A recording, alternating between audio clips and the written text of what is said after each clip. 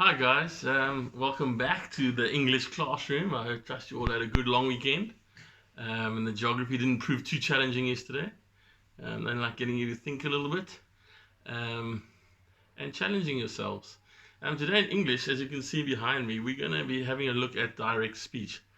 And now what direct speech is, it's we are actually quoting word for word what somebody else is saying. Now, it's all very well us speaking it, but how we actually do it, present it in written work, that's the important thing. All the punctuation marks that we need to remember and all these kind of things. So let's just have a look quickly at the presentation behind me and we'll take it from there.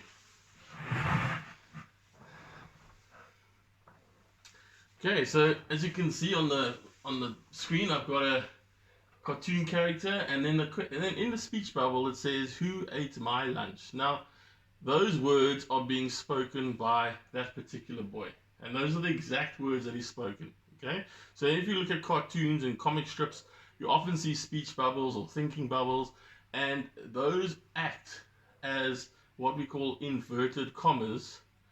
In written work, the speech bubble takes the place of the inverted commas. So now, if I take that exact sentence and I write it into direct speech, there are a couple of things that you just need to be aware of and take note of, because it's often here that people leave one or two things out and they lose half a mark here, half a mark there, and all the half marks add up to a whole mark. So let's try and get a better understanding of it. So first of all, who was asking it? Well, the boy asked.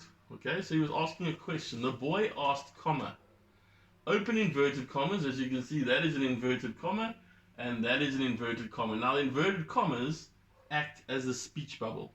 Inside the inverted commas, we need to have the words that were spoken.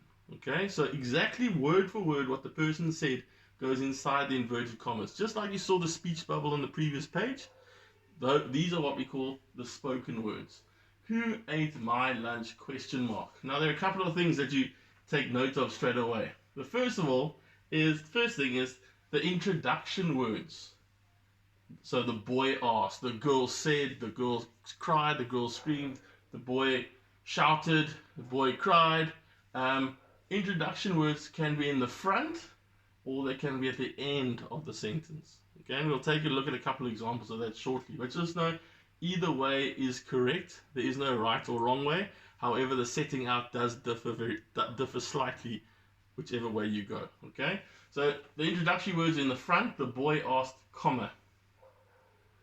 Then all spoken words go inside the inverted commas. You are quoting exactly what was said. Okay? I haven't left any words out there. Those are exactly the words that that boy used in the cartoon before. Okay? The first thing you notice about the first word inside the inverted commas is always a capital letter. Okay? So sometimes it's the word I, and obviously we write an I with a capital anyway, but you must realize that the first word inside the inverted commas gets a capital letter. So in this case, it's who with a capital W. Okay? Who ate my lunch? Then you can also notice, because this is a question, the sentence ends with a question mark. Okay? Now, that question mark appears inside the inverted commas, not on the outside. A very common error that people make is when they write sentences in direct speech, they put the question mark or the exclamation mark or the full stop on the outside of the inverted commas, and that is incorrect. It actually needs to be inside the inverted commas. So it's the punctuation mark, then followed by the inverted commas. Okay, so quick recap. Introduction words can either come at the front or at the end. If it comes at the front, it's followed by a comma. Okay? Then all spoken words, exact words, go inside the inverted commas. The first word inside the inverted commas always starts with a capital letter. And then any punctuation mark at the end of the sentence always goes inside the inverted comma. Now, here are two examples. Exactly the same sentence, just written differently. The first one, you can see, is the exact same sentence that we had on the previous slide. The boy asked, comma, open inverted commas, who ate my lunch? Question mark, close inverted commas. Now remember I said to you that the introduction words could either come at the front or they could come at the end. So in the first one, you can see that the introduction words come at the front. In the second one, the introduction words obviously come at the end, telling us who said what. Okay? Now, the slight difference here is this. So you start with inverted commas. Again, who gets a capital letter because it's the first word inside inverted commas. Who ate my lunch? The question mark, nothing changes. The question mark is still inside the inverted commas. Ask the boy, full stop. Okay? Now, if I show you the next example, this is going to explain a little bit better. I am tired, said the girl. So she's stating something. This is just a normal sentence. It's a statement. Okay? I am tired. So the exact words that she's speaking are inside the inverted commas, as you can see there. But this time, because it's a normal sentence, one would think that you put the full stop there. I don't put a full stop there. And there's a reason for that. And I'm wondering if any of you can tell me what the reason is. Perhaps you've seen it already. Okay? Can you see it? The actual sentence does not end there. Okay? The actual sentence ends over here. And that's the reason you get the full stop at the end. So for here, it's just a pause. I am tired, comma, said the girl, full stop. Okay? I can't go, I am tired, full stop, said the girl, full stop. Because said the girl is not a sentence on its own. I am tired, comma, said the girl, full stop. Okay, it looks easy enough. Now, the idea behind this is that when you do exercises, you go back to this presentation and you go through the examples. So if you are stuck, then you can come back and check it out. If we have a look at the next slide, which is a cartoon. So I'll read you the cartoon. I'm trying to teach my Puffle some new tricks. Sit, Fluffy, sit. Is it sitting? I have no idea. So the red penguin asked, okay, and we're focusing specifically on frame number 4.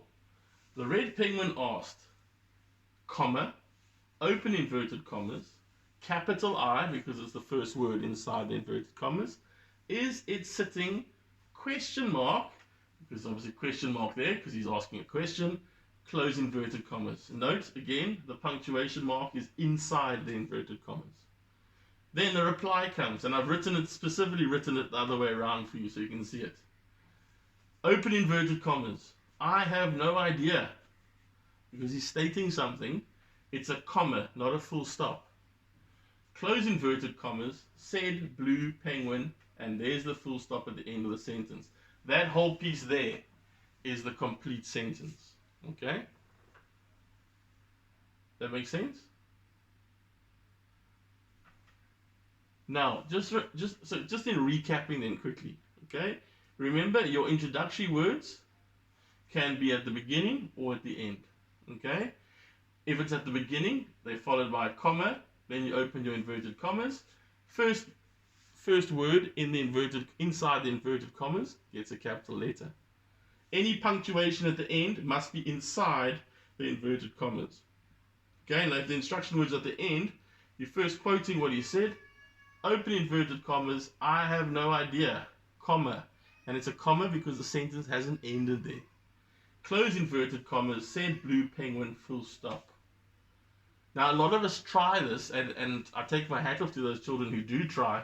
You use direct speech in written work that you do. So you're writing a story, and a lot of you get into your story and you use direct speech, but perhaps you use it incorrectly, and that obviously causes marks to be taken off. Now, hopefully, you've seen how direct speech should be done, and I'm sure your teachers have presented this to you before, perhaps in grade 4, maybe early in grade 5, but it's just a recap, okay, and something for you to refer back to, but just go over the video again slowly, go through a couple of things, try, and work your way through it. But once you've got it, sounds complicated, once you've got it and you understand it, okay? Now, what you need to do is you need to go and complete pages 86 and 87 in your DLS books. And that'll be purely based on direct speech. I will send out a memo later this evening for you to check your answers and check where you went, check what you got right, check what you went wrong. Please, it is important that you understand where you go wrong. Don't just cross and, Oh, well, that's the end. I got it wrong. Understand where you made your mistake. If you know where you made your mistake, good. If you're not sure where you made your mistake, then we have a problem. Then we need to try and rectify it. Okay? But it's from the mistakes that we learn and improve and get better. Guys, thanks for listening. Enjoy your, what day is it? It's going to be a Wednesday. Enjoy your Wednesday. And who knows, hopefully soon we'll see you back at school in the classroom. But for the meantime, see you online next time.